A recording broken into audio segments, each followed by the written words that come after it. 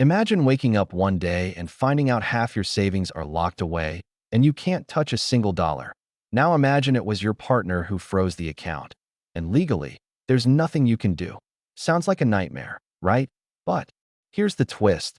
This situation happens more often than you think. And it starts with something that seems harmless, opening a joint savings account.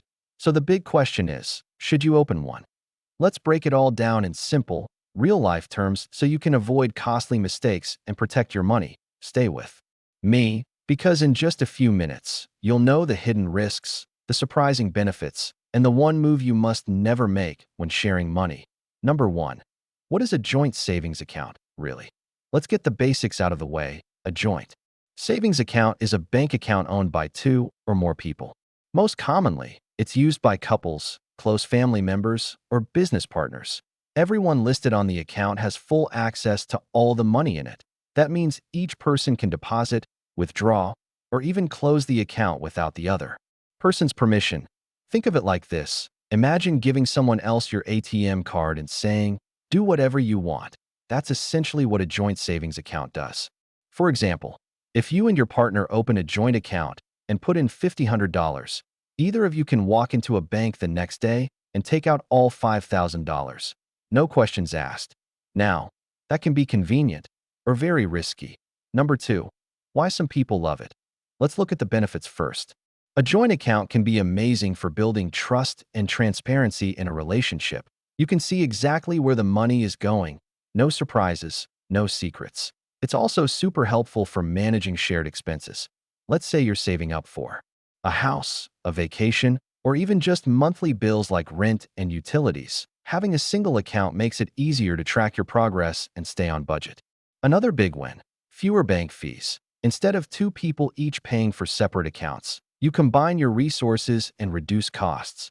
And don't forget, if one person is better at money management, they can help handle savings for both of you. For example, if your partner is great at budgeting and you're more of a spender, letting them lead can help both of you hit your goals faster.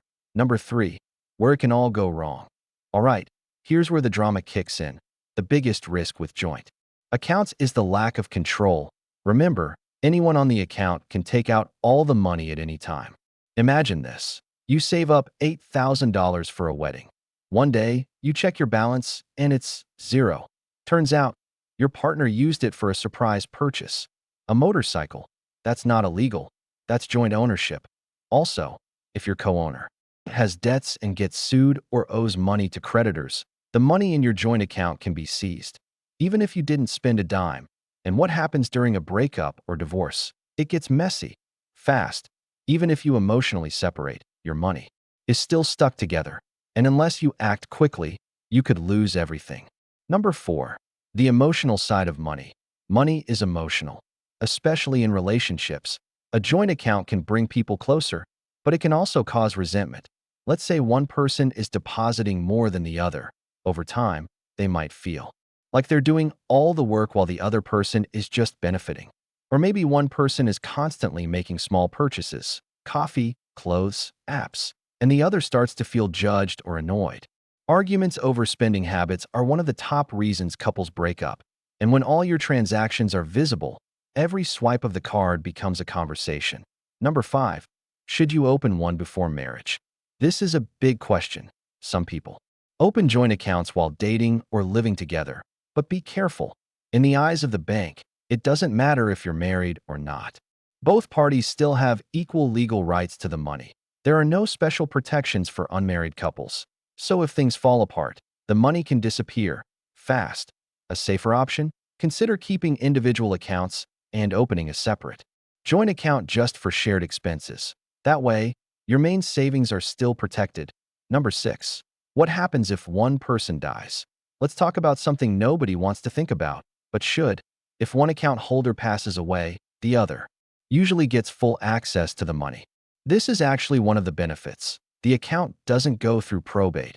It goes directly to the surviving person.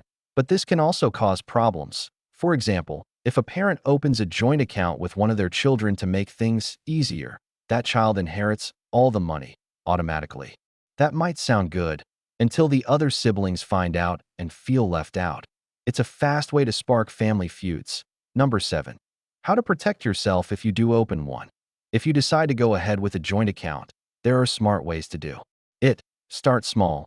Don't dump all your savings in on day one. Use it strictly for shared expenses or goals. For example, rent, groceries, or saving for a vacation. Set clear rules with the other person. How much will each of you deposit every month? What spending is allowed? What's off limits? Many couples even set spending limits. For instance, anything above $100 needs to be discussed first. Also, keep your personal emergency fund in a separate individual account. Always have money that only you can access, because life is unpredictable, and even with the best intentions, things can change. Number 8. Are there different types of joint accounts? Yes. There are typically two types: joint tenants with right of survivorship, (STROs), and tenants in common. (STROs) means if one account holder dies, the other gets full ownership automatically. Tenants in common means the deceased person's share goes to their estate, not to the other account holder. Most banks default to STROs, but always ask, why does it matter? Because it affects what happens to your money after death. And depending on your family situation, one option might be better than the other. Number 9. What if trust is an issue? Let's be honest, not every relationship is built on 100% trust, and that's okay. It's better to recognize it early than to pretend everything is fine. If you're not sure about sharing full access, consider alternatives. You could open a joint account with withdrawal limits, or keep individual accounts and use a shared budgeting app like Splitwise or Zeta to track who owes what. This way you stay financially connected without giving up control. In some cases, a joint account might actually make things worse by exposing deeper issues. So think of it as a tool, not a fix. Number 10. Real-life example. It went very wrong. Let me tell you about Sarah and Mike. They moved in together and opened a joint savings account to save for a down payment on a house. Over 3 years, they saved $21,000. But one day, Mike took the entire amount and left town. No warning, no way for Sarah to recover the money. Why? Because legally, he had every right. That's the harsh reality. Even if it feels like your money, it legally belongs to both of you. Now, Sarah keeps her savings in her own account and uses a shared card only for groceries and bills. Lesson: learn the hard way. Number 11. Real-life example. It worked perfectly. On the flip side, meet Jordan and Alex. They opened a joint account after getting married. Every month, they each put in 30% of their income towards shared savings and expenses. They had one simple rule: no purchases over $200 without a conversation. This built trust, kept things transparent, and helped them save for a $10,000 vacation, all without drama. The difference? They communicated. They set rules. They didn't put in every dollar they owned. Number 12. Should you open a joint account? Here's the bottom line.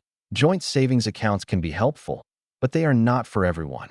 If you're in a stable, honest relationship with good communication, it can simplify your life. But if there are trust issues, mismatched money habits, or you're not yet fully committed, think twice. Start small, set clear rules, and always keep some savings just for yourself. Because once the money is in, it's not just your money anymore. Number 13. How joint accounts affect your taxes. Most of the time, interest earned on a joint savings account is reported under the primary account holder's Social Security number. That means if the account earns $150 in interest, the IRS expects the primary person to report it as income, even if both people contributed equally. This can create confusion or even tax headaches if you're not careful. If you both contribute to the account, you might want to clarify with a tax advisor how to handle reporting the interest properly. For example, if both people earned and contributed equally, you may want to split the interest for reporting, but that requires clear documentation. Never assume the bank does this automatically. Number 14. You're both liable for overdrafts. If your joint account goes into overdraft, meaning you spend more than you have, both account holders are responsible. Even if only one person made the transaction, the bank can legally pursue either person to pay the fee or negative balance. Let's say your partner accidentally overdrafts by $200. You could be the one contacted by the bank to settle it, even if you didn't touch the account, and that could affect your banking history or credit score, depending on how it's handled. This is another reason why setting boundaries and tracking activity matters. Number 15. It can impact government benefits.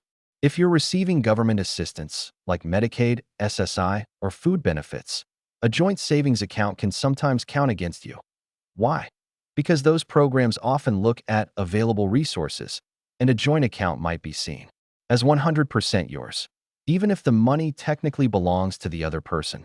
So if your name is on a joint account with a parent, sibling, or friend who has money in it, it could impact your eligibility for certain programs. This is especially important for students, seniors, or low-income individuals. Number 16. It can affect financial aid for college. Similar to government benefits, joint accounts can affect FAFSA applications and college financial aid. If a parent and child share a joint account, the money in it might be counted toward the student's available assets. This could reduce the amount of aid the student qualifies for, even if the money isn't theirs. To avoid that, parents often choose custodial accounts like UGMA or UTMA instead, or they keep savings in their own name to avoid confusion during the application process. Number 17. You can't remove someone without their consent. Let's say you open a joint account with someone and things don't go as planned. You want them off the account. Here's the catch. You can't just remove them.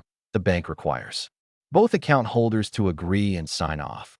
If they refuse, your only option may be to close the account completely and open a new one in your own name.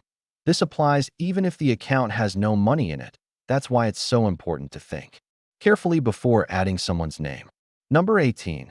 Some banks offer view-only access. If you're nervous about full access but still want transparency, ask your bank if they offer view-only access. This lets someone else see the balance and transactions, but not move money. It's great for couples who want financial visibility without giving up control. For example, one person might want to monitor shared goals without being tempted to dip into the funds. Or maybe a parent wants to teach their teen how to budget by watching the savings grow without giving them a withdrawal option. It's a helpful halfway point between privacy and partnership. Number 19. You can set up alerts for every transaction. Worried about surprise spending? Many banks let you set up instant notifications for every deposit, withdrawal, or charge. So, if your partner spends $60 on takeout, you'll get a ping immediately. This can actually prevent fights because you can talk about small things before they turn into big ones. It also builds accountability, and if anything suspicious happens, you'll know right away and can act fast. Number 20. Not all banks treat joint accounts the same. Here's something most people miss. Bank policies on joint accounts can vary. Some banks require both signatures to close an account. Others only need one. Some allow setting up two to sign rules for large withdrawals. Others don't. That means before opening any joint account, you need to ask the bank exactly what their rules are. Don't assume every bank follows the same playbook, because one small policy can make a huge difference when problems arise. So, what do you think? Would you ever open a joint savings account? Or is that a risk you're not willing to take? Let me know in the comments below.